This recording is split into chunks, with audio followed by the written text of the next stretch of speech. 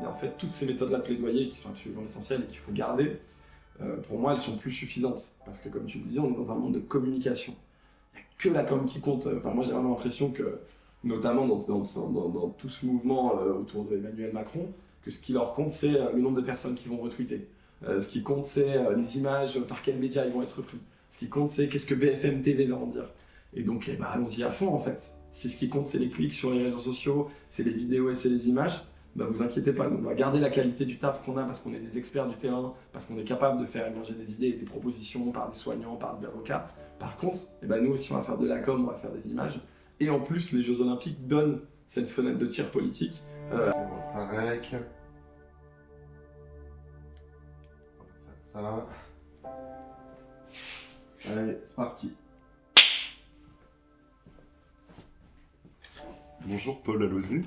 Salut. On te reçoit au nom du collectif Le Revers de la Médaille, dont tu es porte-parole. Donc c'est un collectif qui s'est créé en septembre 2023 et qui regroupe des associations pour alerter par rapport à la casse sociale occasionnée par l'organisation des Jeux Olympiques et Paralympiques à Paris. Là, très récemment, le 15 juillet, au moment où la flamme olympique arrive à Paris, vous avez réussi à brandir une banderole géante avec marqué JO égale 12 000 expulsés, ne pas laisser l'exclusion en héritage. Donc en référence au fait que dans la rhétorique macroniste, les Jeux Olympiques et Paralympiques laisseraient un héritage inclusif avec des structures, etc. Est-ce serait possible, pour commencer l'entretien, de revenir sur ce collectif, le Revers de la Médaille, sa composition, ses objectifs et ses modes d'action? Carrément. Et puis si ça te va, je me présente à vous aussi pour donner bien aux gens la position depuis laquelle je parle. Donc moi je suis salarié de l'association Médecins du Monde. Je coordonne une mission qui intervient auprès des personnes exilées à Paris. Donc c'est dans les campements, dans les squats, on est 3 salariés, on a une quarantaine de bénévoles et on intervient médicalement auprès des personnes. Je suis aussi bénévole dans une asso qui s'appelle le Collectif d'accès au droit, qui documente en fait les expulsions et tous les actes policiers, les violences policières, le harcèlement, les déplacements envers les personnes exilées à Paris et qui permet un accompagnement de ces personnes. Et donc ces deux assos, dans lesquels je suis salarié et bénévole, font partie d'une campagne collective et d'un collectif qui s'appelle donc le Revers de la Médaille, dont je suis le porte-parole. Et j'ai une parole là qui est plutôt celle associative de ce collectif le Revers de la Médaille et sur le nettoyage social et la campagne qu'on a lancée pendant un an. Et donc tu voulais que je revienne sur l'action de lundi. Lundi, on a fait un beau pied de nez à l'État français à Paris 2024. On en est assez fiers. C'était un peu chaud pour nous à la fin, mais on est assez content de ce qu'on a réussi à faire. En fait, toute l'année, on a proposé des solutions pour que les jeux se passent bien, vu qu'ils ont fait une communication dingue, une communication folle en disant des jeux exemplaires, les jeux les plus inclusifs de l'histoire, en nous promettant qu'il y aura un héritage social. Donc toute l'année, on nous parle de ça. Et je pense qu'assez naïvement, j'y ai cru au début. Et que je me suis dit que c'était l'année où on changeait plein de choses à Paris, en fait. Je me suis dit, mais c'est l'année où on met un vrai coup dans la précarité en Ile-de-France, dans tous les schémas qui se répètent de démantèlement, de violence, de déplacement. On commence à rencontrer les autorités et on leur dit, en fait, voilà, il y a des solutions simples, voilà ce qu'il faut faire, voilà le nombre de places qu'il faut ouvrir, voilà qui peut le faire, voilà combien ça coûterait. Et on leur explique, on leur dit, nous, en soi, les JO, pas de problème. En fait, moi, je viens des Vosges, j'ai plein de copains qui kiffent le sport, et ça fait pas d'eux des gens anti-pauvres, anti-migrants, anti-travailleuses du sexe, usagers de drogue, qui participent à l'anti-tsiganisme, enfin voilà. Donc je pense qu'on peut profiter du sport et qu'à la fois on peut avoir envie qu'il n'y ait pas un saccage social et qu'il n'y ait pas un nettoyage social envers les plus fragiles. Et donc c'était tout l'intérêt, c'était toute notre stratégie de plaidoyer de l'année, de leur dire vous avez fait des promesses, il faut les tenir. Et si vous tenez ces promesses cet été, nous, on ne gâchera pas la fête, on vous laissera tranquille, potentiellement on partira en vacances. Voilà, c'est pas ce qui s'est passé, on pourra peut-être en revenir plus précisément dessus. Et donc là, lundi, lors de la fin du parcours de la flamme à Paris, place de la République, on leur a un peu gâché la fête, et ça nous a fait bien plaisir. Donc ce qu'on a fait, c'est qu'on a loué un Airbnb, qui m'a noté 5 étoiles comme un super voyageur, donc je suis assez content. Qui donnait place de la République. Donc voilà, on a un budget où toutes les assos ont contribué au budget du collectif qui nous a permis de louer ce Airbnb, d'acheter un budget de fumigène énorme. Vous imaginez pas ma joie quand on a reçu 2000 € de fumigène dans les locaux de Médecins du Monde. On les a pas encore tous utilisés, donc d'autres actions arrivent. Et on avait commandé des grandes banderoles. Il y en a une qui n'est pas arrivée le jour même de l'action, elle est arrivée seulement hier. Et donc on a dû refaire une banderole au dernier moment en rachetant des draps, etc. Et donc ensuite, on est dans l'appart, on attend le passage de la flamme, on est au balcon, tout est préparé. Et au moment où la flamme arrive, il y a Tony Estanguet sur scène, il y a la ministre Oudéa Castéra, il y a la présentatrice, il y a ce grand joueur de handball. Et ils parlent à la foule, ils disent regardez, c'est un moment unique, tout ça. Et alors on déploie nos banderoles, on crie, on fait péter des cotillons biodégradables et on craque des films, parce qu'on est vraiment quand même très gentils dans nos actions. Et en fait, toute la foule nous entend, on a des anneaux olympiques, donc les gens devant le concert, devant la scène, pensent que c'est un truc vraiment en lien avec les JO, tous les portables se tournent vers nous. Et ce qui est jouissif, c'est de voir les puissants qui sont là sur scène, et qui font comme ça, et qui savent plus quoi dire. Donc on les a vraiment perturbés, et donc on a écrit voilà, JO égale 12 000 expulsés, on est plus à 13 000, 14 000 aujourd'hui, parce que là en 4 jours, il vient d'y avoir 500 personnes expulsées de milieux de vie informels à Paris. Mais en fait, c'est l'idée que voilà, pendant un an, on a déplacé des personnes, on les a expulsées de leur lieu de vie informel. Et donc, ça a été fait, ça existait déjà avant, mais ça a été amplifié, accéléré avec les Jeux. Et donc, on voulait que même au cœur des JO, on continue à en parler en fait, parce que tous ces oubliés, tous ces gens que personne ne regarde pendant l'année, on veut que là, quand il y a les caméras du monde entier, la question continue à être posée sur la table, quoi. Ouais, c'est clair qu'il faut utiliser le fait que la France être un peu au centre de l'attention médiatique pour essayer de mener des actions, quelles qu'elles soient. Et que là, tu rappelais que contrairement un peu à ton espoir de départ, que du coup, l'organisation des JO pourrait permettre d'améliorer un peu la situation, au contraire, ça aggrave encore et ça accélère. Alors là, j'ai une question, et puis après, on reviendra spécifiquement sur Paris. Parce que l'organisation des JO, des JOP, elle s'est faite dans beaucoup d'autres villes et pays avant. Est-ce que vous êtes un peu en contact avec, par exemple, un groupe comme Saccage 2024, avec aussi des groupes internationaux, pour pouvoir un peu faire des remontées des tendances lourdes quand les JO sont organisés dans tel ou tel pays, et de qu'est-ce qui fonctionne aussi en termes d'action militante pour médiatiser des défauts immenses de l'organisation? Pas carrément. Ce qu'il faut bien avoir en tête, c'est que donc, le revers de la médaille, il ne s'inscrit pas dans le mouvement contre les JO. C'est-à-dire que nous, on a vraiment pris ce pli de dire, voilà, on n'est pas anti-JO, par contre, on est anti-précarité, maltraitance sociale, politique, anti-migration, etc. Mais par contre, c'est le No Olympics Movement, et en France, il est représenté notamment par Saccage 2024. Et il y a d'autres groupes comme le PEPS, il y a les collectifs de sans-papiers 75 qui en font partie. Il y a un interorga. Ils sont venus nous chercher en voyant nos actions. Ils nous ont dit en fait, venez, on peut clairement avoir des objectifs communs et on peut militer ensemble. Donc eux, ils sont porteurs de ce message-là. Et donc c'est un message qui est simple, qui remet en cause carrément la légitimité et l'existence du CIO, donc le Comité international olympique, et qui, devant les énormes travers de l'organisation des JO, que ce soit justement les saccages écologiques, le nettoyage social, la corruption de certains des dirigeants olympiques, enfin voilà, tous ces aspects des JO, et il y en a encore plein d'autres, la gentrification que ça amène à chaque fois, eux veulent carrément, idéalement, faire annuler ces événements. Donc on est en lien avec eux, et on est aussi en lien avec pas mal de gens de l'international. Nous on a été, via des connivences associatives, notamment dans le secteur de la réduction des risques, on a été en lien avec des gens du Canada, qui sont à Vancouver et qui ont eu les JO d'hiver en 2010. Donc moi j'ai eu l'occasion d'y aller il y a quelques mois, pour rencontrer en fait des militants, déjà des militants des Premières Nations, des gens qui militent à Vancouver là-bas sur la reconnaissance que c'est so-called Vancouver, que en fait c'est une ville qui est occupée, que c'est pas leur territoire à la base, et ils voulaient pas qu'il y ait de Jeux Olympiques sur une terre qui a été volée et occupée. Et donc on a pu faire ce lien avec eux, et j'ai pu y rencontrer un chercheur qui s'appelle Jules Boykoff, et qui est la référence de justement tous ces travers des Jeux Olympiques. Lui c'est un ancien athlète olympique, un footballeur qui maintenant est prof d'université et qui documente ça. Et il sera à Paris là, dans quelques jours. Ça fait déjà 5 occurrences, je crois, des Jeux Olympiques que lui documente, où il vient avant les Jeux, il est là pendant les Jeux, il est là après. Et il est sur tous les aspects d'impact négatif des Jeux pour montrer ce que ça occasionne et comment on pourrait les améliorer, justement. Et je pense que c'est... Moi, au niveau de cette histoire internationale des Jeux, c'est ça qui m'intéresse, c'est qu'en lisant ces bouquins, à ce fameux chercheur, on se rend compte que les Jeux, donc c'est les 130 ans modernes des Jeux Olympiques. Il y a 130 ans, donc en 1894, le baron Pierre de Coubertin, après la défaite de la France en 1870, veut renouveler les élites françaises, renouveler les élites européennes, et donc il veut le faire par le sport, et donc il relance cette idée moderne des Jeux Olympiques. Mais donc c'est des Jeux, il y a 130 ans, qui étaient des Jeux machistes, les femmes n'avaient pas le droit d'y participer, c'était des Jeux où seulement des gens blancs pouvaient participer, il y avait des expériences qu'eux appelaient anthropologiques, mais en fait qui étaient des expériences coloniales, parce qu'on est dans les débuts des années 1900, où on attrapait justement des peuples considérés comme autochtones, indigènes, à plusieurs endroits du globe, et on les forçait à participer à des épreuves sportives occidentales en disant bah vas-y, joue au foot. Et déjà en fait, il y avait des réflexes de défense communautaire où les gens refusaient de jouer par les règles, refusaient d'aller mettre des points à l'autre équipe et de participer à toutes ces mascarades. Donc on voit bien que les jeux, ils peuvent évoluer en fait. Moi c'est ça qui m'intéresse, c'est de me dire, en prenant toute une partie des corps intermédiaires que sont les assos là, à Paris et en France, on peut peut-être ramener quelque chose de nouveau qui servira plus tard d'autres personnes à l'international. Là, les jeux ils vont avoir lieu à Los Angeles dans 2 ans. Il y a déjà des gens qui nous envoient des photos d'expulsion de lieux de vie, de personnes à la rue, etc.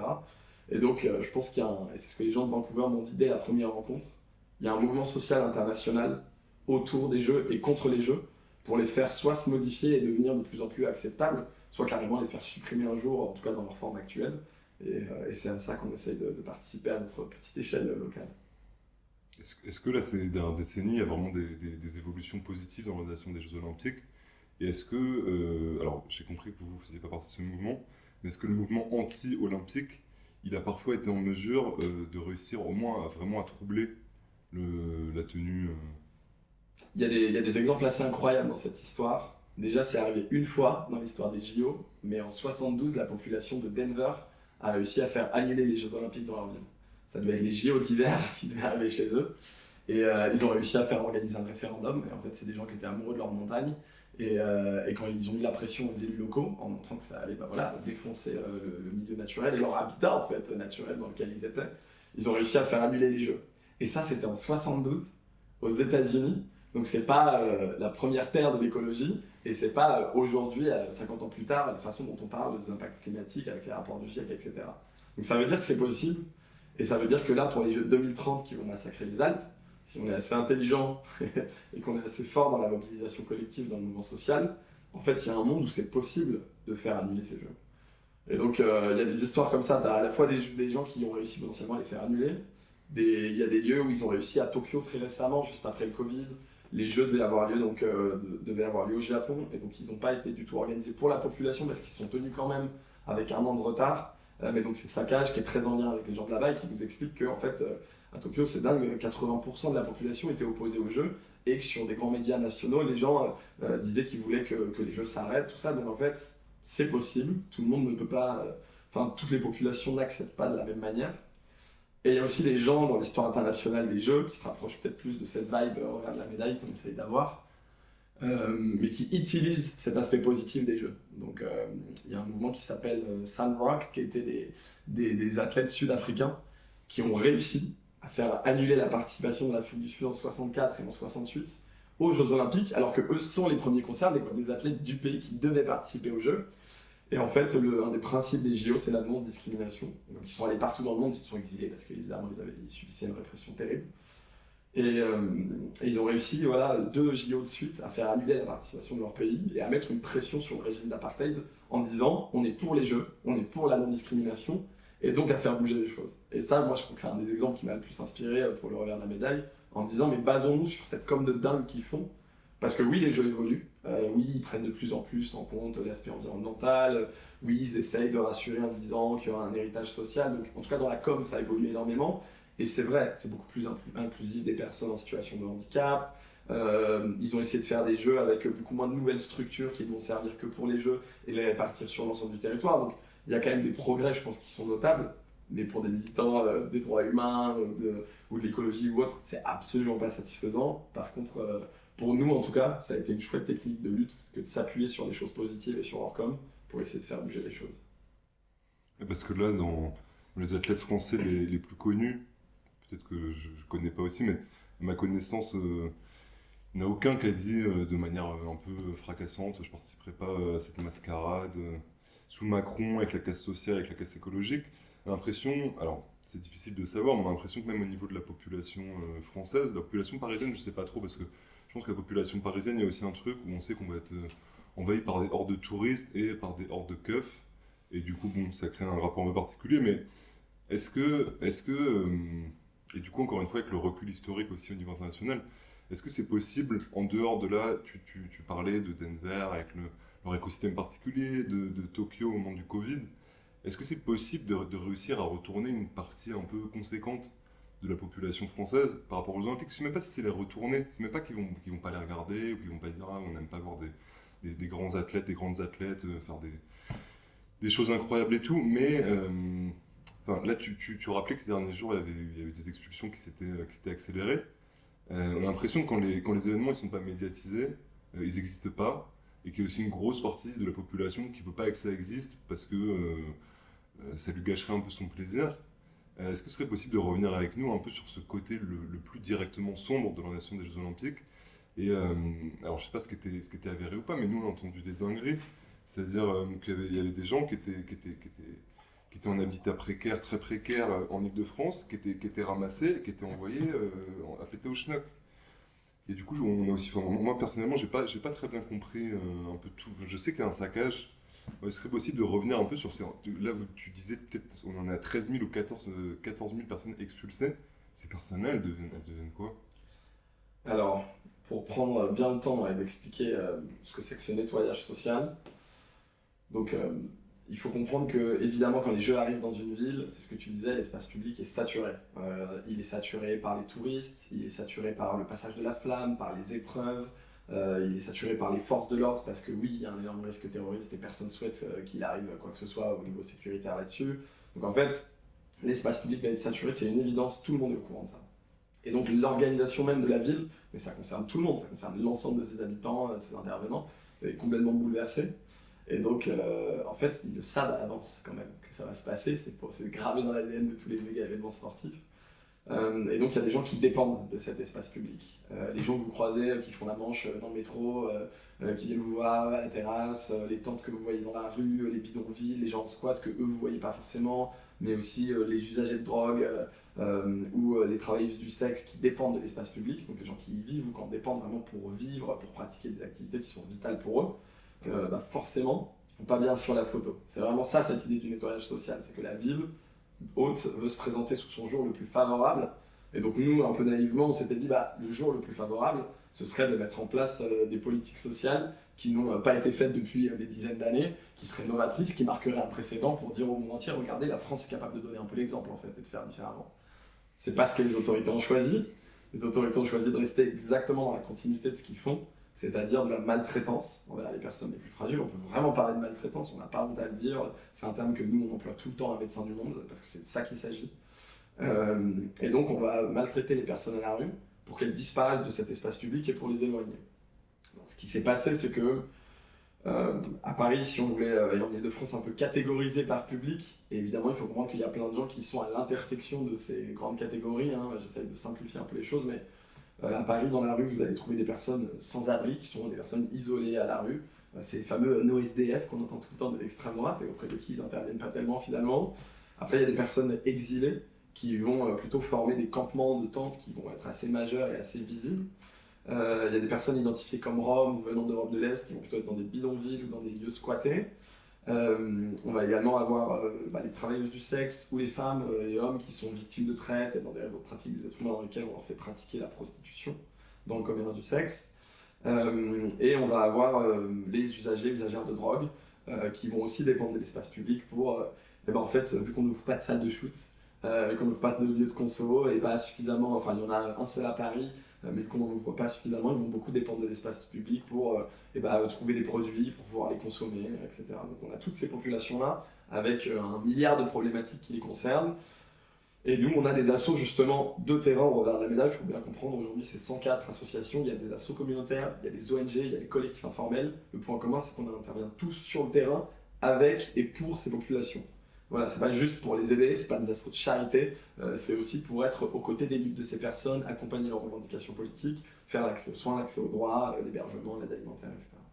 Donc on a toutes ces populations-là qui subissent déjà des déplacements vers d'autres régions, des destructions de vie informelles, des amendes, parfois des violences policières, tout ça existe déjà.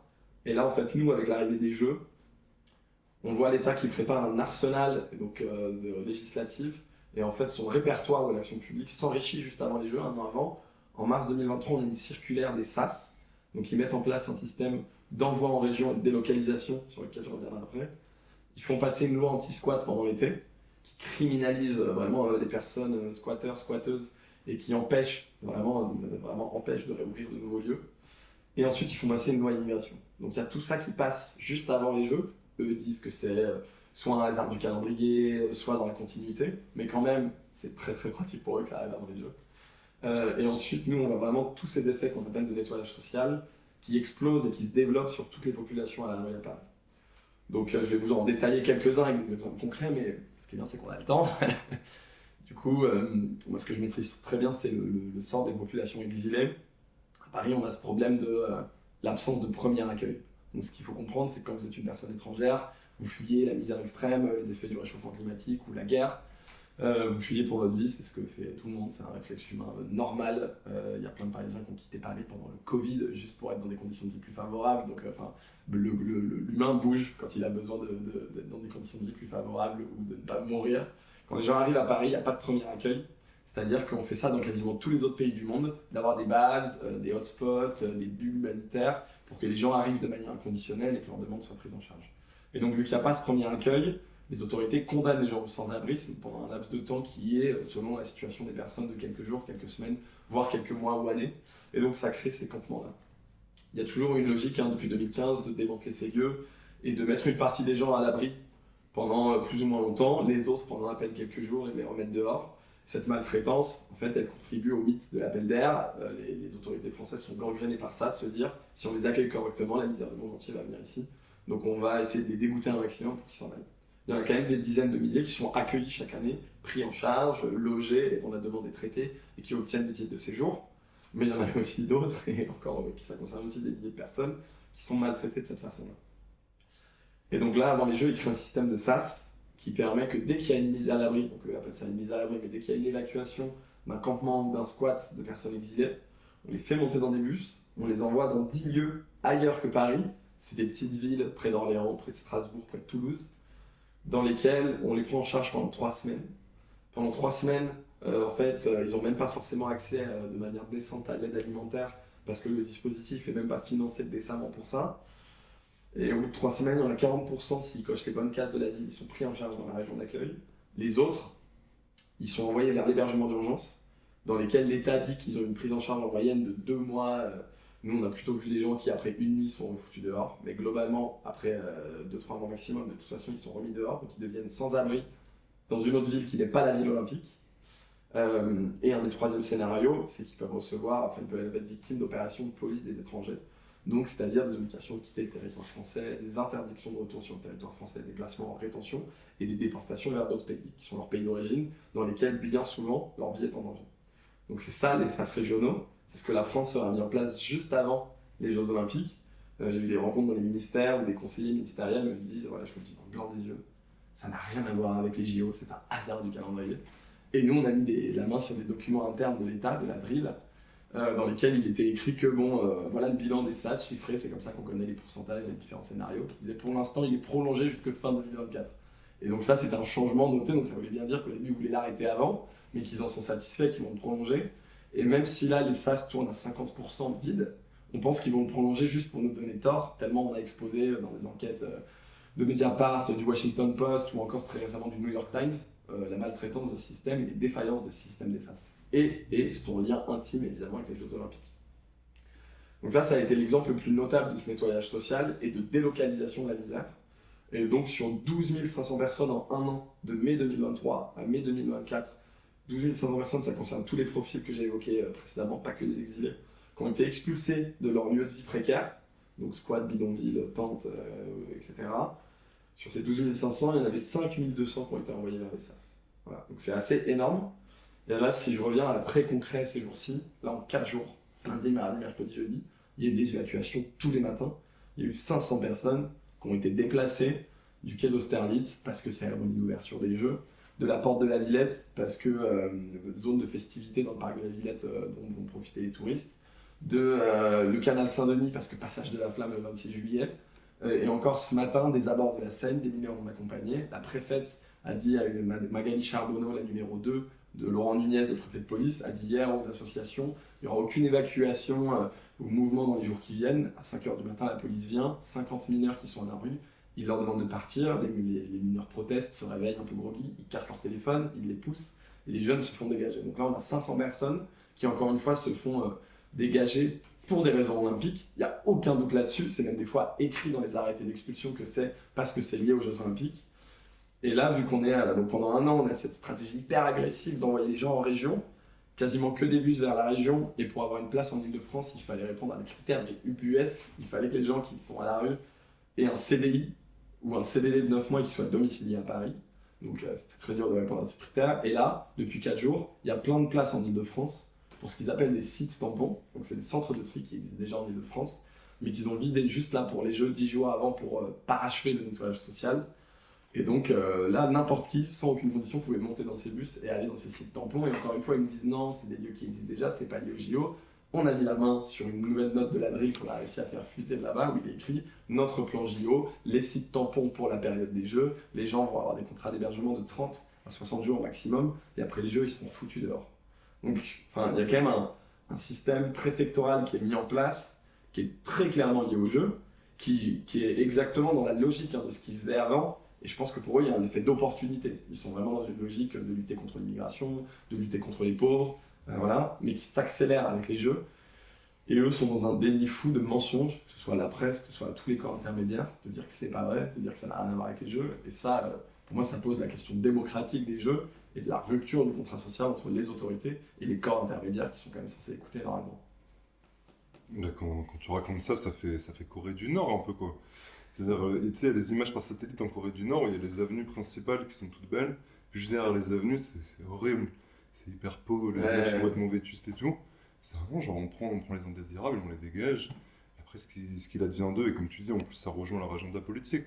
Parce que la Macronie, on sait aussi ce que c'est que la loi immigration, et puis bien au-delà. Là, j'ai vu récemment sur Mediapart qu'ils ont commencé à faire pleuvoir les assignations à domicile, parfois de manière complètement arbitraire.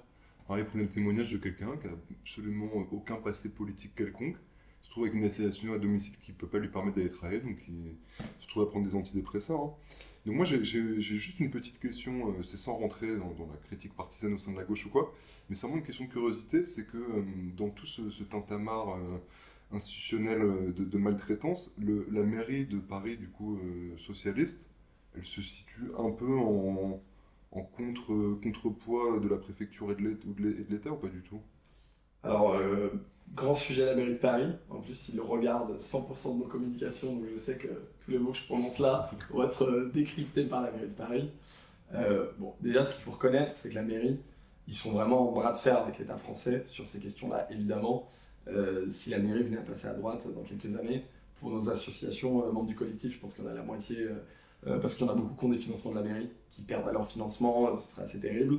Et donc ce qui est notable, c'est que la mairie de Paris, ils ont ouvert un accueil de jour supplémentaire pour les jeunes en recours, qu'ils ont bossé avec nous sur l'adaptation des dispositifs, et que voilà, moi ce matin, il y a l'évacuation des jeunes et les mentions de la préfecture. Mon coup de gueule, je le fais à la mairie, et je sais que nos doléances, nos remontées vont être faites à la préfecture, et que là-dessus, ils vont nous soutenir.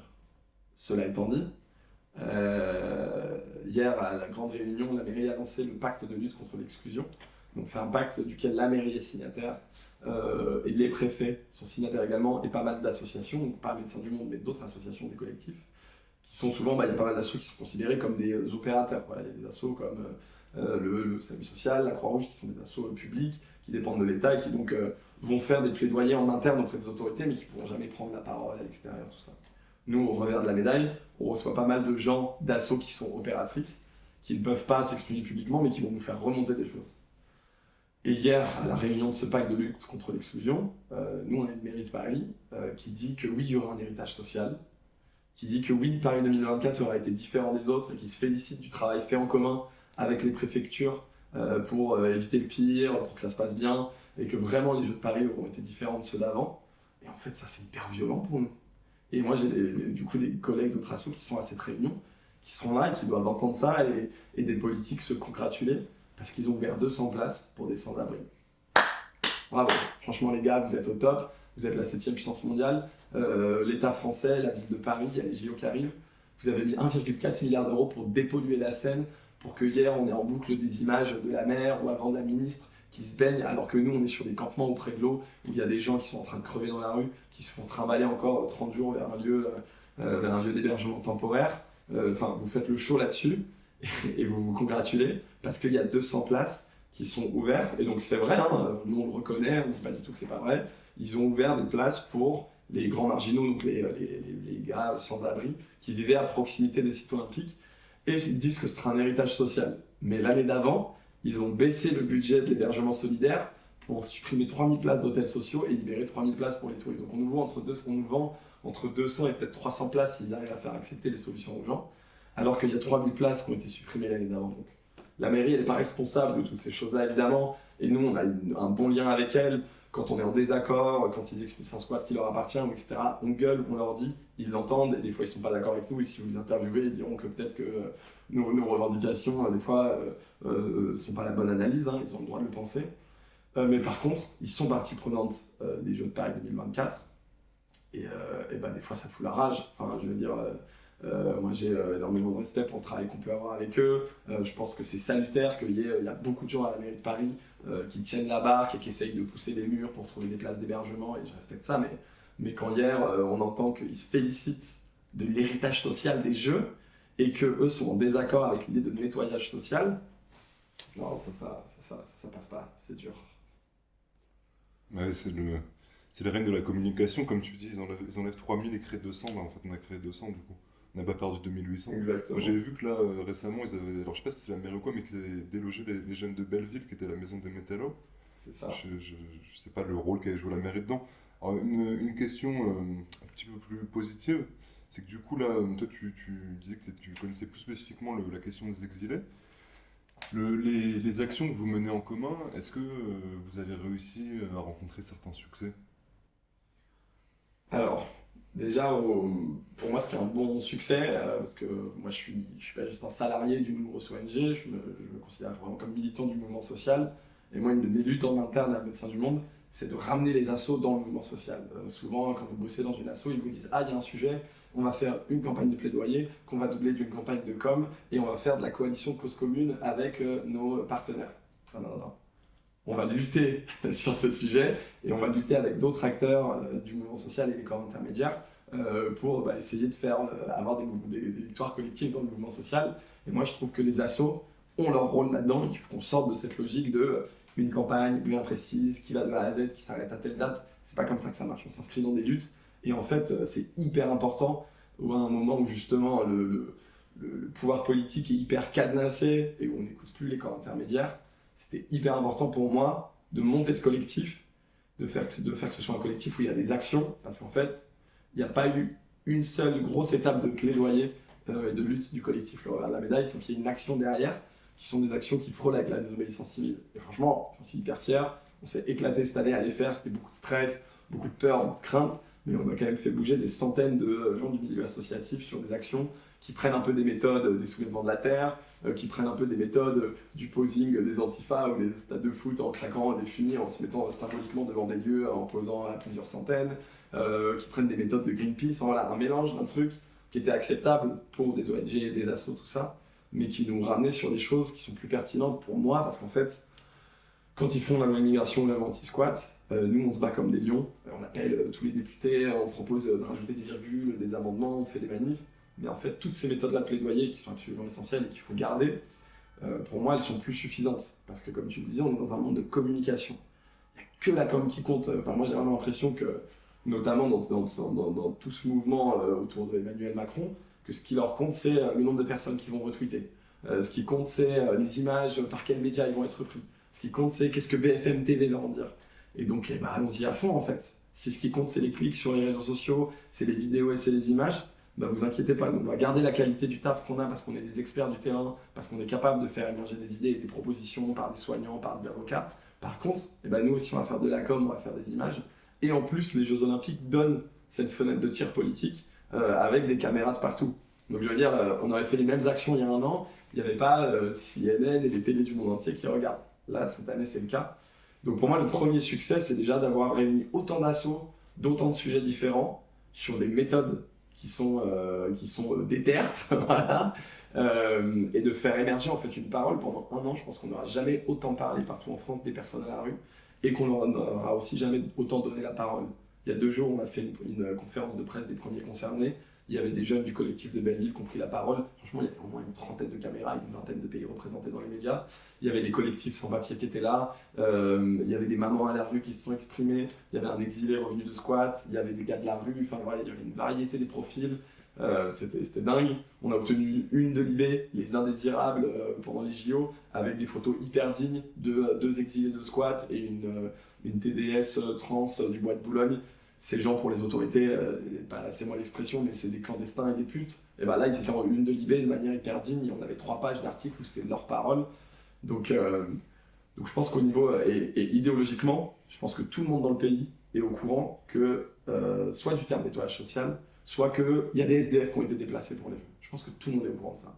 Donc déjà, voilà, on a une belle victoire idéologique, ça faut le garder, et on aura un héritage social, nous, qui est que on a réuni toutes ces assos, maintenant elles savent qu'on peut se mobiliser de cette manière, ils savent aussi que c'est safe parce que on a des militants assez chevronnés dans le collectif, et encore lundi, on a réussi à ne même pas se faire arrêter par la police, pas de contrôle d'identité, rien, alors qu'ils ont tout essayé, ils étaient une trentaine en bas de l'immeuble, ils sont rentrés dans l'immeuble, ils ont sonné, ils ont essayé de nous convaincre que rien ne nous arriverait. Et au final, on a réussi à s'exfiltrer sans même un contrôle d'identité. Donc ça rassure aussi les gens de se dire « Ah, il y a des méthodes de lutte qui sont inclusives pour moi. Moi, ça me fait peur d'aller dans une manif parce que j'ai peur de subir des violences policières. Par contre, je peux faire une action coup de poing dans laquelle je prends très peu de risques. » Donc on a un bel héritage social là-dessus. Et j'espère qu'on va continuer à ramener les assos et à ramener des institutions du para-institutionnel, parce que comme on est une grosse ONG, on fait partie de ça, vers le mouvement social et à s'inscrire dans des luttes, parce que là, on a lutté fort sur les JO. Mais je pense que ce collectif, il a amené à vivre après sur la question de l'extrême droite, parce que ça concerne exactement toutes les problématiques qu'on a traitées cette année. Ça, c'est les victoires idéologiques. Et je parle beaucoup, hein, je prends mon temps du coup. Je prends vachement mon temps. Ça ne m'arrive jamais. Et après, au niveau des victoires concrètes, c'est difficile à mesurer, je pense, quand on n'est pas vraiment fixé sur le sujet, mais je pense que si on n'avait pas été là cette année, les conditions de déplacement des personnes auraient été d'autant plus violentes.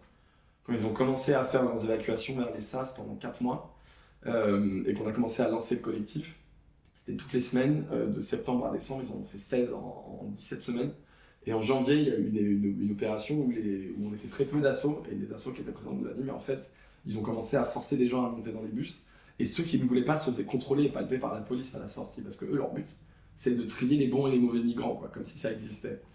Et là, nous, on le voit. Ce matin, ils nous ont menti sur l'évacuation des mineurs qui sont dégagés, vu qu'on n'est pas là. Il y a des violences physiques, il y a des violences matérielles. Et en fait, le fait d'obtenir des places temporaires, là, juste avant les Jeux de France, le fait d'obtenir que les gens ne sont pas forcés de monter dans les bus, c'est parce qu'on est mobilisé. Donc c'est un peu la politique du moins pire. Mais en fait, s'il n'y a pas la société civile qui se met en solidarité avec les plus fragiles, je pense vraiment qu'il aurait advenu des choses très graves. Et je vous ai détaillé tout ce qui s'est passé avec les personnes exilées et tout ça, mais cette année, il faut savoir qu'il y a des travailleuses du sexe ou des femmes victimes de traite qui ne sont censées être protégées par une loi de 2016 pour des sorties de parcours de traite des êtres humains, donc il y a une loi qui est problématique à bien d'égards, contre laquelle on lutte sur plein d'aspects, mais qui se sont mises un an avant l'organisation des Jeux à être arrêtées de manière hyper violente par la police. Nous, on a des témoignages de femmes au bois de Vincennes qui se font, la porte de la camionnette se fait ouvrir de force, elles sont en sous-vêtements, elles se font tirer par les pieds par la police, qui les insulte de salopes, qui les emmène en rétention, et qui soit les remettent à la rue à la merci de réseaux de traite, soit les déportent dans d'autres pays où elles sont également à la merci de ces réseaux de trafic d'êtres humains. Et des exemples comme ça, on en a des tonnes. Les fameux no-SDF qu'on entend tout le temps, auprès desquels nous aussi on intervient quasi quotidiennement. Il y en a en début d'année, on a des exemples par des maraudes qui sont payées par l'État, donc qui peuvent pas en parler publiquement. Mais nous, on peut se faire leur porte-voix, de gens qui n'avaient jamais été déplacés par les forces de l'ordre, mais qui étaient dans le 15e, proche de site olympique, qui disparaissent du jour au lendemain, et en fait, on apprend que leur tente a été enlevée, et que donc l'un est retrouvé mort sur un banc seul, comme un chien à la visée du monde entier, enfin en tout cas dans la rue et pas dans sa tente, juste le lendemain, et que l'autre perd son traitement, et donc finit dans le coma 3 jours parce que son traitement était dans sa tente. Enfin, en fait, on a eu des exemples comme ça, complètement dingues, de maltraitance envers les personnes à la rue qui se sont passées toute l'année. S'il n'y avait pas eu le revers de la médaille, et c'est pas que le revers de la médaille, c'est aussi la presse, c'est aussi certains élus de gauche, c'est aussi des collectifs de parents d'élèves. Enfin, voilà, s'il n'y avait pas eu tous ces acteurs-là, et notamment notre collectif, mais je pense que les conditions du nettoyage social, elles auraient été affreuses, quoi. Donc c'est une petite victoire pour nous. Ouais, un peu plus qu'une petite victoire. C'est sûr que quand il n'y a pas d'œil extérieur français et blanc, moi je me souviens à l'époque on était allé discuter avec un groupe qui s'appelle La Chapelle Debout, avec les personnes exilées qui avaient établi un logement à Stalingrad. Et elle nous disait que tous les soirs, de manière systématique, elle se faisait harceler par les flics, elle se faisait taper par les flics, elle se faisait lacérer les tempes par les flics. Et que ça, c'est pas le mythe du blanc sauveur, mais que ça, c'est aussi permis parce que indifférence générale. Et qu'il suffirait qu'on s'organise à Paris, à 2 millions d'habitants intramuros, 10 millions dans la région parisienne, et organiser des trucs aussi de solidarité. En fait, tu laisses pas ces personnes-là seules face à la sauvagerie des flics, qui savent qu'ils peuvent tout se permettre. Donc oui, je pense que ça va au-delà des petites victoires quand même. Faut voir qu'il y a eu il y a plein de médias qui nous ont dit est-ce que vous pouvez nous faire rencontrer des victimes du nettoyage social. Donc le terme évidemment il nous dérange. Faut voir qu'évidemment les premiers concernés cette année il y a eu plein d'exemples louables et incroyables de résistance. Il y a eu des exilés qui ont été expulsés de ce fameux squat, le squat Unibéton à côté du village olympique, qui ont réouvert des lieux pendant l'année et qui ont essayé encore après le passage de la loi anti-squat d'en réouvrir un au Pré-Saint-Gervais il y a quelques temps. Le lieu a été assiégé par une compagnie de sécurité privée pendant une semaine, c'est complètement illégal. Et ensuite, les policiers, il y a des images de ça, sont rentrés, armes au poing, pour déloger les personnes. Donc heureusement, ils ont fait ça avec des militantes autonomes et des gens spécialistes de un peu ces questions des squats, qui ont pris les risques à leur place et qui étaient dans le bâtiment et qui essayaient d'ouvrir un bâtiment pour eux. Mais voilà, il y a eu une répression dingue, mais les exilés ont résisté eux-mêmes. Les MNA sont donc montés en collectif, le collectif des jeunes de Belleville. Ils ont occupé plein de lieux pendant l'année, notamment la maison des métallos qui allait devenir la maison du Japon louée à la ville de Tokyo pendant les Jeux de Paris, et ont obtenu que donc la mairie de Paris ouvre des gymnases pour tous ces jeunes et que ces jeunes arrivent à rester dans Paris. Donc ça c'est extrêmement important en fait de se dire que voilà, c'est pas que le collectif de la Revers de la Médaille évidemment, c'est pas du tout que les assos, c'est pas que les blancs et les personnes solidaires, c'est d'abord les premiers concernés qui en fait résistent de plein de manières différentes. Le fait qu'au début les gens montent dans les bus pour les sas et qu'au bout d'un moment ils arrêtent de monter, c'est aussi un réflexe de défense communautaire. Donc voilà, il y a plein d'exemples comme ça. Je ne vais pas tous les énumérer aussi, mais qui ont été forts. Et par contre, notre rôle, c'est exactement ce que tu disais, c'est qu'on ne peut pas laisser ces mobilisations se faire sans nous se mobiliser aussi. Et en fait, c'est ce qu'on veut dire aux gens, c'est que vous pouvez kiffer les JO, il n'y a aucun problème. Vous pouvez adorer le sport, vous pouvez avoir des frissons en regardant vos athlètes préférés, il n'y a pas de souci. Par contre, ce plaisir-là, ces jeux-là, ils ont un coût social qui est énorme. Et en fait, vous pourriez en profiter tout en étant dans la rue avec nous, tout en étant dans la rue avec les premiers concernés, pour montrer que en fait, c'est pas des notions qui s'opposent complètement et qu'il y a des habitants tout aussi légitimes de la région qui sont en train de souffrir, qui sont en train d'être déplacés, maltraités, mais qu'il y a d'autres habitants qui sont solidaires d'eux, quoi. Et je pense que notre rôle, en fait, et notre plus grande fierté, ça peut être ça, quoi. C'est de se dire qu'on se tient en solidarité et qu'on organise la lutte avec eux et qu'on est présent, quoi.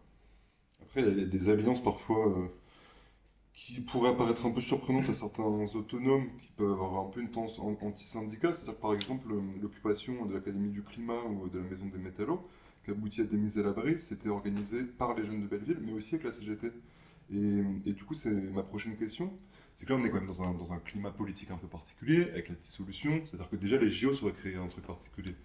Mais la dissolution, les résultats, avec une instabilité institutionnelle forte, voilà, Attal a fini par démissionner. Du coup, je pense que peut-être la Macronie, elle prend encore plus la pression finalement sur ce qui se passe pendant les JO. Ouais. Même si là, pour le moment, il n'y a pas de gouvernement, on ne sait pas très bien comment ils vont gérer ce bordel. Voilà. Est-ce qu'il y a un peu des trucs qui ont pu être organisés ou qui vont être organisés avec aussi des acteurs syndicaux qui peuvent utiliser cette fenêtre d'opportunité? Alors, en plus, ça peut donner lien à vraiment des trucs de solidarité, c'est pas juste des trucs corporatistes, mais de dire, en fait, là, ils ont justement la focale médiatique sur eux, donc les cheminots, et ben, si on sait se mettre en grève quand il faut, on va pouvoir aller gratter des trucs, et possiblement des trucs intéressants. Parce qu'il y a un besoin phénoménal de transport en commun pendant les Jeux Olympiques, il y avoir énormément de touristes, il faut que ça se passe absolument bien. Et voilà, est-ce qu'il y a un peu aussi des liens entre le revers de la médaille d'autres assos et les syndicats? Là, déjà, moi, le message pour tout le monde, c'est qu'ils n'arrêtent pas de dire non, mais les jeux ne doivent pas être politiques, les jeux doivent être apolitiques. Profitez des jeux pour faire de la politique. Enfin, je veux dire, les jeux, on n'arrête pas de vous dire que c'est pas politique, mais en même temps que ça concerne tout le monde. Les jeux appartiennent à tout le monde, les jeux sont populaires, donc allons-y, hein, parce que tout le monde, c'est vous, c'est moi, c'est tout le monde. Donc en fait, il faut que les luttes sociales, il faut que les luttes écologiques en profitent. Et en effet, il y a un moment où ils sont tenus. Donc quand les collectifs de sans-pape ont commencé à se mettre en grève sur les chantiers et à occuper le chantier Arena de la Porte de la Chapelle, ils avaient besoin des sans-papiers pour construire les lieux des JO. Là, nous, le projet qu'on a, c'est une tribune qui va sortir le 25 juillet. Et donc l'idée, c'est de demander finalement des jeux, mais pour qui? Et de dire, en fait, voilà, on vend à la population avec des promesses grandiloquentes des Jeux Olympiques. Et en fait, ces promesses ne sont pas respectées. Et donc, on se demande à qui profitent les Jeux. Et donc, les Jeux ne profitent pas aux personnes les plus exclues, ne profitent pas aux travailleurs sans papier ou aux travailleurs les plus précaires. Les Jeux, ils ne profitent pas à l'environnement. Les Jeux, ils ne profitent pas non plus aux libertés publiques. Enfin, voilà, il y a plein de catégories. Donc, on est en train de faire signer cette tribune. Là, ce jour, il y a 74 signataires. On l'a proposé aux syndicats. Il y a l'Union syndicale solidaire qui signe au national. Donc, pour nous, c'est un signe fort et important. Et on organise le 25 au soir à République. Je ne sais pas si la vidéo sortira avant, mais le 25 juillet, on sera à République à 18h pour la contre-cérémonie d'ouverture des Jeux. Et l'idée, c'est de réunir tous ceux qui ont quelque chose à dire sur ces Jeux, en fait, qu'ils les regardent ou non, qui veulent les annuler, les saboter ou y participer. Venez, en fait, on se rassemble. Et moi, les plus beaux moments, je pense, de lutte avec ma mission à Médecins du Monde, c'est quand tous les corps du mouvement social à gauche se mettent en branle en même temps. Je prends l'exemple des gars d'Unibéton qui avaient été expulsés du squat de 500 habitants. Ils ont réouvert un lieu à Rosny-sous-Bois 2-3 mois après, qui a tenu 3 mois seulement malheureusement. Quand ils font l'ouverture, ils sont accompagnés par des militantes et des militants autonomes qui savent très bien faire ça et dans les règles pour respecter la loi, le temps que ça prend, tout ça. Ils mettent au courant les assos, et donc nous les assos, on peut être présent une fois que la période d'occupation était respectée pour venir sur le lieu, pour faire tampon avec la police, pour fournir des pièces. Nous, on prévient des élus, et donc il y a des élus, notamment, quasiment exclusivement que de gauche, au niveau régional, au niveau de l'Assemblée nationale, des députés qui vont se bouger, qui vont venir sur le lieu, qui vont écrire au préfet, qui vont répondre. Il y a la presse qui vient, qui documente le truc, qui questionne la préfecture en fait. Il va y avoir des assos locales, des syndicats qui vont soutenir l'occupation, écrire aux autorités. C'est quand on agit tous ensemble que ça marche. Si on est chacun dans notre coin en disant oui mais nous on est plus radicaux que vous, oui puis vous les assos vous avez touché de l'argent pour ça, et puis vous machin truc en fait vous faites n'importe quoi, votre message passe pas, ça marche pas. Je pense qu'on n'a pas le luxe de pas faire d'alliance. Il faut qu'on accepte nos désaccords, il faut qu'on accepte la variété de nos stratégies de lutte. Mais quand on avance ensemble, en fait, des syndicats, des assos, des premiers concernés, des plus radicaux, des machins, c'est là qu'on est fort, quoi. Et il y a des députés qui font le taf, hein. Je veux dire, moi, il y a quelques années, j'avais déjà l'âge de voter, je me refusais de voter. C'est en voyant des députés qui viennent sur des ouvertures de squats, sur des actions comme ça, soutenir et mettre leur écharpe au devant de ces luttes, que je me suis remis à voter en me disant, bon, eh ben, en fait, il y a une légitimité de mettre mon vote pour ces personnes-là. Donc, moi, voilà, je pense que la convergence des luttes, c'est un grand idéal et pour tout le monde, mais c'est un truc auquel on travaille au local. Et pour moi, il n'y a pas de victoire possible sans ça. Là, on parlait de casse sociale qui rejoint leur agenda politique. On n'a pas trop parlé de casse écologique, mais la casse écologique, elle est réelle. Que ce soit évidemment toujours à un niveau global, parce qu'il y a des dizaines de milliers, si ce n'est des centaines de milliers de gens qui vont prendre l'avion, comme ça d'un coup. Après, elles vont être à droite, à gauche, elles vont se déplacer. J'ai vu qu'il y a des trucs prévus en hélicoptère pour les célébrités. Alors, ça sera marginal, hein. Mais c'est quand même d'un point de vue symbolique, ça fait un peu mal. Maintenant, là, c'est bon, la ligne 14, elle va jusqu'à Orly, du coup, c'est incitatif aussi à prendre l'avion. Il y a aussi des pollutions qui sont très localisées, et par exemple, qui ont déjà commencé de manière vénère dans le 93, parce que donc, le 93, ça va être un des endroits, il va y avoir les Jeux Olympiques, et évidemment, c'est un des endroits qui va être le moins protégé en termes, par exemple, de pollution. Ça entraîne de la gentrification. Là, c'est juste pour répondre à votre projet de tribune, pour qui les Jeux. Alors, effectivement, on avait tous été choqués à l'époque, même sous Macron, du prix des billets, déjà. Alors, pour assister directement, parce que sinon, en fait, tu regardes les Jeux Olympiques à la télé, c'est pareil que ça se tienne à Paris ou que ça se tienne à Tokyo, tu vois. Et que déjà pour y aller physiquement, c'était hors de prix. Les prix de location à Paris, c'est démentiel. Du coup, j'ai une question, je ne sais pas si vous avez trop la réponse, mais pour qui les Jeux, au-delà de la gloire médiatique, si ça se passe bien, que ça peut amener sur Macron, est-ce qu'il y a quand même des gros groupes qui se font une thune de malade? Alors ouais, quand vous rentrez dans le bâtiment de Paris 2024, derrière l'accueil, il y a le tableau des sponsors officiels des Jeux. À savoir que si je dis pas de bêtises, Coca-Cola est le sponsor le plus ancien. Donc quand vous voyez ce tableau, franchement, vous préféreriez que dessus ce soit Dark Vador, le Mordor et Voldemort. Non, mais je veux dire, c'est quand même des énormes groupes dont les impacts sur l'environnement, sur plein de problématiques des droits humains sont documentés par énormément de défenseurs des droits de l'homme, quoi. Donc il y a évidemment des énormes puissances économiques à qui ça profite beaucoup. Donc je pense qu'il y a cet aspect-là, hein, évidemment, de ce que ça rapporte. Les jeux, ils ont commencé justement à devenir une énorme machine financière à partir des Jeux d'Atlanta. C'est là qu'il y a eu vraiment la grosse machine capitaliste de se rendre compte que les Jeux Olympiques, c'est pas juste une fête populaire du sport, en fait, c'est une fête business, et que donc ça va rapporter énormément. Et donc il y a évidemment cet aspect-là, mais qui est indéniable et qui est très bien documenté. Et puis après, il y a l'instrument de soft power que ça représente. On a parlé beaucoup du gouvernement, mais il y a un chapitre très intéressant dans le bouquin de Jade Lingard qui parle justement des Jeux Olympiques, qui est une journaliste de Mediapart et qui est aussi une habitante et une militante du 93, où elle propose une interprétation de pourquoi potentiellement la mairie de Paris, et notamment Anne Hidalgo, qui à la base ne voulait pas des Jeux, se sont mis à les accepter. C'est une interprétation, mais avant 2015, Anne Hidalgo était contre. Et après 2015, et notamment les attentats, elle s'est positionnée pour les Jeux. Et à un moment, elle avait un discours où elle disait en 2024, au moment des Jeux, sa fille, si je dis pas de bêtises, aurait 12 ans, quelque chose comme ça. En tout cas, voilà, ne serait plus du tout un bébé, mais serait assez grande. Et qu'elle aimerait lui montrer que Paris est en fait un lieu, est une capitale du monde pour la paix, pour la rencontre des peuples, pour la solidarité. Et pas juste un lieu frappé par le sceau du terrorisme et les horreurs commises par Daesh. Et c'est vrai qu'après les attentats, il y a cette fameuse manif où il y a 50 chefs d'État, dont des plus ou moins recommandables, mais qui manifestent ensemble. Et Paris, à ce moment-là, pour François Hollande et tout, est la capitale du monde. Et elle se dit qu'il y a sûrement un truc assez... mais qu'on peut voir même d'un truc assez positif, peut-être de Paris et de la France, de se dire... on a vraiment envie d'envoyer une image positive, de paix, de possibilité de rencontre entre les peuples, en devenant cette capitale du monde en Paris 2024, quoi. Et donc je pense qu'il y a vraiment un énorme truc, voilà, et pour des sponsors, à qui c'est vraiment une machine à cash, les Jeux Olympiques, et pour les gens qui sont en place, et qui gouvernent à différents échelons, avec des intentions plus ou moins bonnes, et que chacun interprète comme il veut, mais de vraiment devenir la capitale du monde, et de profiter en tout cas de ce moment-là.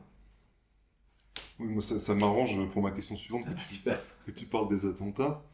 Alors moi je ne vais pas commencer la question sur les attentats, mais tu sais, en mai 2022, on avait accueilli la finale de Ligue des Champions.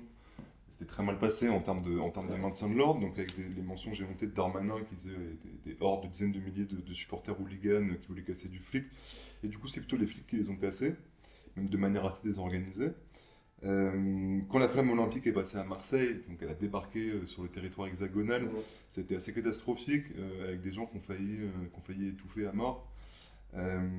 Plus donc risque d'attentats djihadistes, avec des souvenirs pas si anciens que ça. Une extrême gauche qui aurait la réputation d'être un peu virulente, et un pays globalement un peu contestataire. Nous, on avait entendu qu'il allait y avoir 15 millions de touristes pour les Jeux Olympiques. Puis en fait, là, tu disais des trucs, il y avait tout un tas de gens qui voulaient louer leur appartement, qui sont absolument pas parvenus, ils n'ont pas eu une seule offre. Du coup, ma question, elle est simple, c'est pas du tout une question qui veut pousser à l'inaction les gens de gauche. Hein. Mais c'est, indépendamment même de l'action des gens de gauche, est-ce que ces Jeux Olympiques, ils ont une chance importante d'être un échec? C'est une bonne question. Moi, j'étais hier pour aller parler des évacuations de campements sur le plateau de BFM National. Et à côté de moi, il y avait un représentant syndical policier. Et qui, voilà, il m'a redonné les chiffres après, mais il va y avoir 35 000 policiers dans Paris. Il m'a dit qu'en fait, ça représente sur 63 compagnies de CRS en France, il y en a 52 qui seront à Paris. Qu'à côté de ça, il y a l'armée, il y a 5 000 militaires qui dorment au bois de Vincennes. 5 000 militaires, il faut se rendre compte que c'est la force opérationnelle de la France à l'extérieur dans le monde. Donc, si la France voulait partir à la guerre cet été, on n'a pas les troupes, elles sont à Paris. Donc voilà, non mais juste que les gens se rendent compte de ce que ça représente. Plus il y a 1800 policiers étrangers qui vont être là. Donc lui il disait voilà, en tant qu'expert policier, hein, parce qu'il maîtrise cette question-là beaucoup mieux que moi, il disait le risque terroriste en fait il est là partout tout le temps. On déploie un dispositif qui est historique que lui n'a jamais vu dans sa vie. Et donc il voit pas pourquoi il y aurait un risque plus poussé parce que les moyens sont là, quoi. moi, les inquiétudes que j'ai, alors évidemment, on est, personne ne souhaite qu'il y ait un attentat ou quoi que ce soit, donc c'est évidemment nécessaire qu'il y ait un dispositif de sécurisation pour prévenir ça et pour l'empêcher.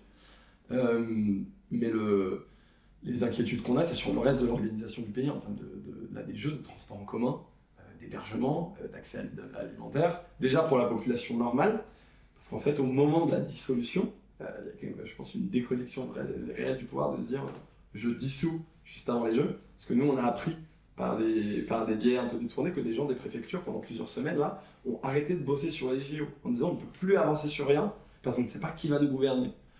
Et donc, il y a un vrai risque de désorganisation.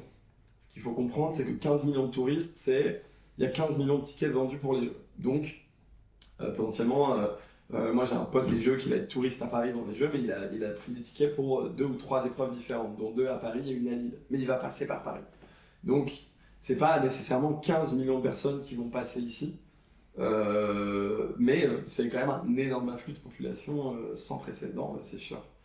Et c'est une des actions qu'on avait fait où il y a 6 mois, on avait dit mais on n'est pas prêt quoi. Enfin en fait, c'est le point qu'on avait, qu'un groupe de musique même qui s'appelle Droge a repris, en disant JO 2024, Paris 2024, on n'est pas prêt en fait. Enfin, et moi j'en suis assez convaincu, même on les voit pour parachever le nettoyage social, au final ils donnent des places en Ile-de-France. Donc en fait, il y a un vrai risque de désorganisation. On va voir comment ça se passe. Après, il faut bien entendre que même ce mec des syndicats de police me disait, nous là, on sait qu'ils ont besoin de nous, on peut demander à peu près ce qu'on veut, ils peuvent pas se permettre de nous dire non. Donc voilà, message à tous les syndicats, vous êtes des travailleurs essentiels. C'est le moment de demander des choses parce qu'ils ont besoin de vous, et il y a un vrai risque que ça se passe mal, et les autorités ne pourront pas souffrir que ça se passe mal. Donc je pense qu'ils montreront tous les moyens sur la table, tous les moyens possibles pour que ça se passe bien, mais qu'on aura quand même des scènes chaotiques dans les transports en commun, etc. C'est assez prévisible. Mais avec cette concentration extrême de police sur Paris, on se dit il faudrait cramer les autres villes de France. C'est-à-dire il n'y a plus de flics ailleurs en fait. Alors nous on regarde la médaille, on se dit pas ça. Non, je dis ça en mon nom propre. Mais... Alors moi je me suis posé une question quand je suis allé sur votre site, j'ai vu qu'il y avait des opérations qui avaient des noms un peu chelous. Et voilà, je me demandais ce que c'était que les opérations Goliath, que les opérations Bonaparte. Ça m'a titillé un peu. L'idée c'était que pour organiser à chaque fois l'opération, on ne peut pas prévenir les militants sur exactement ce qui va se passer dedans. Donc on a un groupe sur lequel on s'organise sur une messagerie cryptée, dans lequel je vais leur teaser l'opération avec des noms de code d'opération, en leur donnant un peu des éléments. Enfin voilà, c'est le petit kiff de l'organisation militante là-dessus. Et après, tous nos noms, par contre, avaient un nom précis là-dessus. Opération Bonaparte, c'est parce qu'on est allé, on est allé en dessous de l'Arc de Triomphe. Et donc, Opération Bonaparte, on donne ça aux gens, ils se disent, mais attendez, pourquoi un truc s'appelle Bonaparte? On leur donne jusqu'au moment où ils viennent au briefing de l'opération sans leur téléphone, ils ne savent pas où ils vont aller. Et donc, c'est un petit moyen de les teaser. Et en fait, l'Arc de Triomphe, c'est un truc monument lié à Napoléon Bonaparte. Opération Goliath, c'est parce qu'on est allé défier Gérald Darmanin.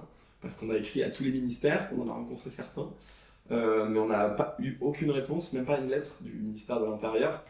Et donc, en fait, nous, cette campagne de plaidoyer, c'est un peu David contre Goliath, quoi. C'est-à-dire qu'en fait, on se retrouve, on est des assos, quoi. On est des assos, franchement, il y a des opérations où on était 30 militants avec nos cartons, 3 fumis, et on défie la machine olympique, et on défie un peu l'État français, finalement. C'est pas tellement du défi à la base parce qu'on leur demande, on leur dit voilà comment faire des jeux inclusifs, on vous propose des solutions, on propose des parties prenantes, on est quand même hyper gentil. D'ailleurs, la première opération s'appelait Opération Bisounours, tu vois. Donc l'idée c'était vraiment de leur dire on est des gentils quoi. Mais ouais, Opération Goliath, on est allé, et ça sera un des souvenirs de ma vie que j'oublierai jamais. On a fait une lettre pour Gérald Darmanin de cette taille, on a fait une enveloppe cartonnée, on est allé devant une annexe du ministère de l'Intérieur au Bois d'Vincennes le jour du 1er mai. Donc le jour du 1er mai, quand il y a des actions de partout, tout le monde, et qu'on est nous l'après-midi à la manif du 1er mai à Paris, le soir, on est devant le ministère, et en fait on n'avait pas prévu de le faire à la base, mais là on se rend compte que les portes, il y a des joints en caoutchouc, et donc on a un camarade qui commence à réussir à glisser ses mains dedans, qui dit allez-y, et on force l'entrée du ministère de l'Intérieur, et je pense que depuis les Gilets jaunes qui avaient fait rentrer un transpalette dans la porte d'un ministère, s'il y a d'autres militants qui ont d'autres exemples d'un groupe qui fait rentrer quelque chose de fort dans la porte d'un ministère, je suis preneur. Je pense qu'on marque un peu l'histoire du mouvement social là-dessus et c'est un très bon souvenir. Bah ouais, tu m'étonnes. tu parlais tout à l'heure du fait qu'il allait falloir qu'on réussisse à s'organiser par rapport à l'extrême droite. Alors ça me fait penser à ça quand tu parles de Darmanin, parce qu'évidemment Darmanin c'est le visage de l'extrême droite de la Macronie. Et du coup, là, ma dernière question, elle est large. Elle est large, mais c'est à partir de ces luttes que vous avez réussi à mener avec le revers de la médaille et d'autres alliés cette année, on va dire. C'est quoi les perspectives, c'est quoi les devenirs après les Jeux Olympiques et Paralympiques? Parce que là, dans 3 semaines, on est débarrassé. Les personnes expulsées, est-ce que vous avez un peu des retours, enfin expulsées et délocalisées de force? Est-ce que ces personnes-là, elles ont envie de revenir sur Paris? Est-ce que si oui, il y a aussi des dialogues avec, j'en sais rien, on peut revenir à la mairie de Paris sur le fait quand même d'ouvrir peut-être un peu plus de places d'urgence. Est-ce que voilà, les différents liens que vous avez réussi à créer ces derniers mois, qu'est-ce que vous aimeriez en faire après les JO? Déjà, ouais, il y a cette question de qu'est-ce qui va arriver aux premiers concernés, qu'on subit ce nettoyage social. Parce qu'en fait, quand vous êtes maraudeur, vous mettez des mois, des années à développer une manière d'interagir avec des gens dans des situations hyper précaires, des gens qui ne parlent pas la même langue que vous. Et là, on a aussi donné des ordres très clairs à des équipages de police pour les arrêter, les contrôler, machin. Ça ne va pas revenir en arrière comme ça après les JO, faut pas rêver. Et surtout, en fait, nous, ce qu'on présage, c'est vraiment un héritage antisocial, pour reprendre leur rhétorique, parce que c'est là qu'on leur fait mal. Mais moi, tous les lieux de campement là, qui sont expulsés, les gens, ils ont des solutions dans 30-60 jours, mais on remplace les lieux de campement par du mobilier anti-SDF. Des fois, c'est des barrières et des barbelés ou des blocs de béton avec des picots, mais des fois, c'est des tables de pique-nique, des fois, c'est des méga stations de Vélib. Donc en fait, les gens ne pourront pas revenir sur ces lieux après. Et là, on va nous dire, oui, vous voulez que les gens reviennent dans la rue sur des lieux de campement? Évidemment que non. Mais en fait, je préfère que les mecs, ils soient sous un pont qui est à 10 minutes à pied d'une distrib alimentaire, d'un accueil de jour et d'un endroit où se doucher, plutôt que sous un pont qui est à 1 heure de Paris, dans lesquels ils sont encore plus en insécurité et encore plus invisibles. Donc on nous dit, oui, à chaque fois qu'on fait une opération, c'est pour mettre les gens à l'abri, machin, vous les mettez à l'abri très temporairement, et vous occupez les lieux pour qu'ils ne reviennent pas. Donc c'est vraiment un nettoyage social à long terme. Donc il y a un héritage antisocial par le répertoire de l'action publique, via les lois qu'on a citées, le système des SAS, et l'occupation des interstices urbains pour les rendre le plus inhospitaliers possible à n'importe quel corps humain et personne précaire. Ça va durer, ça va rester dans le temps. Il y a les pratiques préfectorales et policières, mais qui s'inscrivent dans le temps aussi, je pense. Donc ça nous inquiète énormément. Et tout ça se fait dans un contexte où les idées d'extrême droite augmentent, se propagent partout dans la société. C'est pas que les partis d'extrême droite, c'est vraiment dans plein de couches de la société. Et ces idées d'extrême droite, en fait, les premiers à en pâtir, c'est évidemment les plus fragiles, les personnes étrangères, les personnes à la rue, tous ceux que eux considèrent comme déviants et pour qui, en fait, il n'y aura qu'une réponse sécuritaire et maltraitante. Donc, nous, l'idée de la suite, là, avec le revers de la médaille, il y a 2 choses. La première, c'est boucler quand même cette aventure du collectif, avec notamment un rapport. On fera un rapport. Je pense pas au début c'était héritage social pour interrogation, clairement ce sera pas ça, le titre sera un peu plus vénère, mais où on fera le bilan de tout ça, chiffré, documenté, avec évidemment tout son lot donc d'une action pour l'accompagner, parce qu'on fait toujours ça, mais aussi conférences de presse et la presse internationale et nationale nous attendons là-dessus. Toutes nos données sont envoyées aux défenseurs des droits, qui fera un rapport aussi après les Jeux pour montrer ce qui s'est passé. Et nous ensuite ce rapport, je pense qu'on va l'envoyer à tous les futurs organisateurs des Jeux, déjà, aux parties prenantes, que ce soit les mairies, que ce soit les États, les comités olympiques qui vont se créer, et aussi si on peut trouver des collectifs similaires pour qu'ils puissent s'appuyer là-dessus. Donc déjà, nous, il y a un truc à jouer dans l'après-jeu qui va durer potentiellement sur le long terme. Moi, quand j'ai rencontré les gens de Vancouver, ils avaient vécu les gens 14 ans après. Donc nous, on veut vraiment contribuer à ça. Et ensuite, sur un plan plus positif, c'est ce qu'on évoquait, de liens resserrés, de méthodes de lutte. On a des challenges bien plus durs que les Jeux qui arrivent après nous. Parce que là, moi cette année par exemple, je me suis vachement exposé médiatiquement, je suis allé partout. C'est beaucoup moins violent quand tu vas parler des Jeux et que tu dis aux gens, on comprenait que vous aimiez le sport, mais vous pouvez vous soucier aussi des droits de l'homme. Voilà. Quand on va aller partout parler de discours en faveur des personnes migrantes, usagères de drogue ou quoi à la rue, et combattre sur des plateaux télé des représentants de l'extrême droite, là on sait que ça va être beaucoup plus violent. Mais après, on est beaucoup au sein du collectif à se dire que c'est le prochain challenge et que les liens qu'on a créés là, il faut qu'ils perdurent et que c'est la prochaine chose qu'on devra combattre. Et qu'il y a des gens aussi à convaincre. Je pense que dans les millions de personnes qui votent pour ces idées-là, moi je peux pas m'empêcher de penser à mon petit village des Vosges dont je suis originaire. Il y a plein de petits vieux qui majoritairement ont voté pour les partis d'extrême droite. Et en fait, c'est des gens qui sont animés par le bon sens paysan, et que s'il y avait des gars dans la rue de notre village qui crevaient de faim et qui dormaient dehors l'hiver, ils leur ouvriraient leur salon, j'ai aucun doute là-dessus, je les connais ces petits vieux, il y en a certains qui vivent près de chez moi qui sont adorables, et pourtant ils voient à la télé un discours hyper anxiogène, et ils votent sur des trucs, ils sont convaincus qu'ils vont être envahis par des hordes de migrants, et ils n'ont jamais vu un migrant de leur vie. Donc je pense que nous, avant on avait le luxe de se dire, on ne répond pas à l'extrême droite, et je dis pas qu'il faut dialoguer avec eux, et je dis pas qu'il faut, d'aucune façon que ce soit, avoir un espèce de truc de collaboration avec eux. Par contre, nous, et notamment au sein de Médecins du Monde, depuis 1 an, on a pris le parti d'aller dans certains médias très très à droite. Notre président, il y a encore, qui n'était pas président à l'époque, mais il y a 1 an, a même fait 1 heure de débat en plateau dans un média genre RMC ou BFM contre un député du Rassemblement National. Et en fait, nous, on est en train de muscler notre réponse là-dessus, parce que on n'a plus le luxe de ne pas aller démonter leurs idées, et nous en fait on a la raison derrière, on a la raison médicale, on a des faits, et donc il faut qu'on s'expose, mais c'est ce qu'on va faire. Merci pour la loisir. Et ben merci à vous, c'était un vrai kiff d'avoir autant de temps, merci beaucoup.